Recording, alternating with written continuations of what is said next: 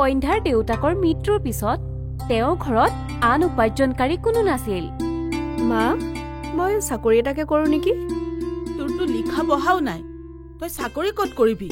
মা, মই যি কাম পাওঁ তাকে কৰি ল'ম। চাফ চিকুণ হ'লেও কৰিম। দেখা যাব, প্ৰথমে কামটোতো বিচাৰ। সন্ধ্যাই কাম বিচাৰি বজাৰত ঘূৰিবলৈ ল'লে। বাইদেউ, আপোনাৰ ওচৰত কিবা কাম আছে নেকি? নাই। বজাৰত ঘূৰি ঘূৰি সন্ধ্যাই এখন বিউটি পাৰ্লাৰ পালে। বাইদেউ, আপোনাৰ ওচৰত কিবা কাম আছে নেকি? কি কাম কৰিব পাৰিবা তুমি মাজনী? যিকোনো সৰু সুৰা কাম, চাফ চিকুণ কৰা। এতিয়া তোমাৰ বয়স কম, তুমি নতুন কাম শিকিব পাৰা। ঠিক আছে, তুমি কাইলৈ মোৰ তালৈ কাম কৰিবলৈ আহি যাবা। আৰম্ভণিতে তুমি চাফাই কামবোৰ কৰিবা আৰু লাহে লাহে পাৰ্লাৰৰ কামবিলাকো শিকি ল'বা। ধন্যবাদ বাইদেউ, আপোনাক বহুত বহুত ধন্যবাদ। সন্ধ্যাই কাম বিচাৰি পাই গৈছিল, সেইকাৰণে তাই বৰ সুখী আছিল। ঘৰ আহি সকলো কথা তাই মাকক ক'লে। ভাল কথা, তই কাম বিচাৰি পালি। এতিয়া যিয়ে নহওক আমিতো খোৱাৰ কথা চিন্তা কৰিব নালাগে। মা। পাছদিনা সন্ধ্যা পাৰ্লাৰলৈ গ'ল।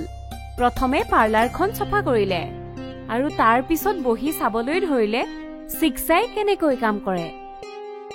সন্ধ্যা, ষ্টিমাৰটো অন কৰি দিয়া। হয় বাইদেউ।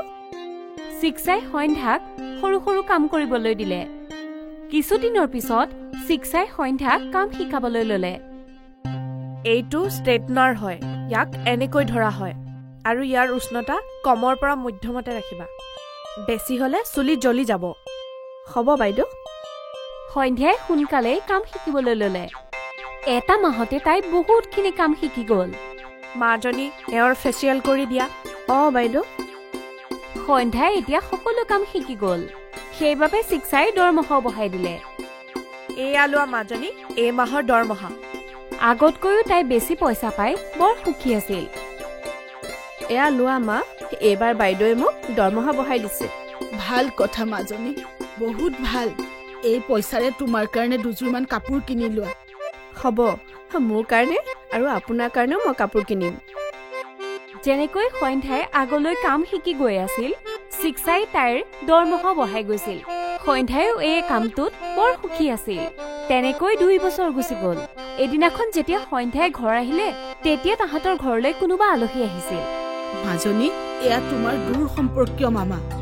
নমস্কাৰ মামা। প্ৰণাম মাজনী। এওঁ তোমাৰ কাৰণে বহুত ভাল সম্পৰ্ক লৈ আহিছে। তাতে তোমাৰ বিয়াৰ বয়সো হৈ গৈছে। কিন্তু মা, মই যদি বিয়া হৈ গুচি যাওঁ তেতিয়া আপোনাৰ কি হ'ব? তুমি মোৰ কথা চিন্তা কৰিব নালাগে, মই নিজৰটো চাই ল'ম। তোমাৰ দেউতা যদি আজি থাকিল হয়, এতিয়ালৈকে তোমাৰ বিয়া হৈ গ'ল হয়। তোমাৰ কাৰণে ভাল সম্পৰ্ক এটা আহিছে, মাত্ৰ তুমি বিমুখ নকৰিবা। সন্ধ্যাই ভাবিবলৈ ধৰিলে আৰু মাকৰ মুখ চাই হ'ব বুলি ক'লে। মুকেশে এটা ফেক্টৰীত কাম কৰে, 12,000 টকা দৰমহা পায় সি। সন্ধ্যাক সি অতি সুখত ৰাখিব বাইদেউ। ঠিক আছে, আপুনি সম্পৰ্কটো কথা আগবঢ়াওক। কিছুদিনৰ পিছত সন্ধ্যাক চাবলৈ মুকেশৰ লগতে ঘৰৰ মানুহ আহিল। ভনী, মুকেশৰ মা দেউতাক ঢুকুৱা বহু বছৰেই হ'ল। মই তাৰ মাহীয়েক হয়, ময়ে ইয়াক চোৱা চিতা কৰোঁ। মুকেশৰ ওচৰত তাৰ নিজৰ ঘৰ আছে আৰু চাকৰিও আছে। আপোনাৰ যদি ভাল লাগিছে তেন্তে দিনবাৰ চাওঁ। আমি সন্মত আছো। সকলো সুখী আছিল। মুকেশ আৰু সন্ধ্যাৰ বিয়াৰ দিনবাৰ লৈছিল। কিছুদিনৰ পিছত দুয়োজনৰে বিয়া হৈ গ'ল। আৰম্ভণিতে সকলো ঠিক আছিল। মুকেশে সন্ধ্যাক বৰ মৰমেৰে ৰাখিছিল। আজি আপোনাৰ কাৰণে কি বনাম? আজিতো দেওবাৰ, আজি মই খানা বনাম। আপুনি বনাব? মই বছৰ বছৰ ধৰি খানা বনাই আছো। মই চব বনাব জানো, তুমি আৰাম কৰা।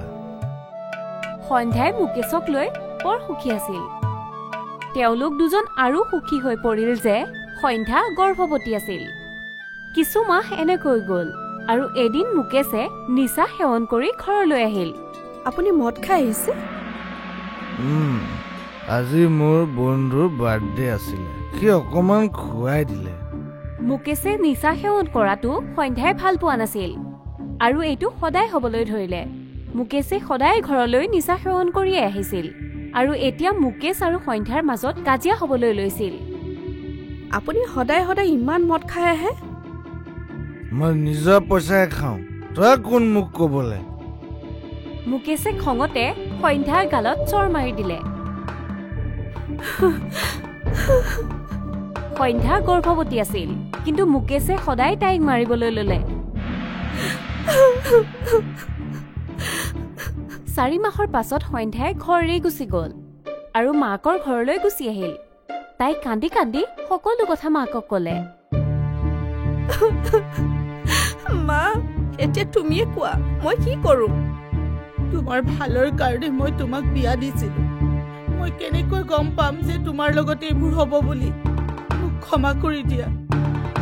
তুমি আৰু সেই বদমাছটোৰ ওচৰত নাযাবা, ইয়াতে থাকা।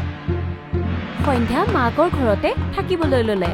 পিছদিনা মাক জীয়েকে কথা পাতি আছিল। মা, মই ভাবিছোঁ পাৰ্লাৰখনত যোৱা আকৌ আৰম্ভ কৰি দিওঁ। নালাগে মাজনী, এনেকুৱা অৱস্থাত তুমি চাকৰিলৈ কেনেকে যাবা? ময়ে কিবা এটা কাম বিচাৰি যাওঁ। তেতিয়াই সন্ধ্যাৰ মনলৈ এটা বুদ্ধি আহিল। মা, মই যদি ঘৰতে পাৰ্লাৰখন খুলি দিওঁ তেতিয়া মই ঘৰত নিজেও ভালে থাকিব পাৰিম আৰু আপুনিও কোনো কাম কৰাৰ প্ৰয়োজন নাই। এইটোতো কৰিব পাৰা। সেইদিনা আবেলি মীনা আৰু সন্ধ্যাই বজাৰৰ পৰা পাৰ্লাৰৰ সকলো বস্তু কিনি আনিলে আৰু ঘৰৰে এটা কোঠাত পাৰ্লাৰ বনাই ল'লে আৰু ঘৰৰ বাহিৰত পাৰ্লাৰৰ এখন বৰ্ড লগাই দিলে। প্ৰথম দিনাৰ পৰাই তেওঁ পাৰ্লাৰত গ্ৰাহক আহিবলৈ ল'লে। সন্ধ্যা আৰু মীনা সুখী হৈ গ'ল। সন্ধ্যাই বৰ ভাল কাম কৰিছিল, সেইবাবে গ্ৰাহক আকৌ আহিবলৈ ল'লে। লাহে লাহে তাইৰ বিউটি পাৰ্লাৰ চলিবলৈ ধৰিলে। গৰ্ভৱতী হৈও তাই 10 ঘণ্টা কাম কৰিছিল। কিছুদিন পিছত সন্ধ্যাই এজনী ছোৱালী জন্ম দিলে আৰু তাৰ পিছত নিজৰ অকমানিজনী চম্ভালিও সন্ধ্যাই পাৰ্লাৰো চলাবলৈ ল'লে। সন্ধ্যাৰ জীৱনত এতিয়াও সংঘৰ্ষ আছে, কিন্তু তাইৰ ওচৰত এটা ৰাস্তা আছিল, যাৰ বাবে তাই নিজৰ লগতে নিজৰ আত্মীয়ৰ জীৱনো ভালকৈ চলাই নিছিল। 5 বছৰ বহু কষ্ট কৰি সন্ধ্যাই এখন ডাঙৰ চেলুন খুলিলে। তেতিয়া তাইৰ ছোৱালীজনীও স্কুললৈ যায় আৰু তাই নিজৰ মাকৰ সৈতে এটা ডাঙৰ ঘৰত থাকিবলৈ ল'লে। এইটো তাইৰ বাবে ডাঙৰ সফলতা আছিল, কিন্তু এতিয়াও তাইৰ সংঘৰ্ষ চলিয়ে আছিল।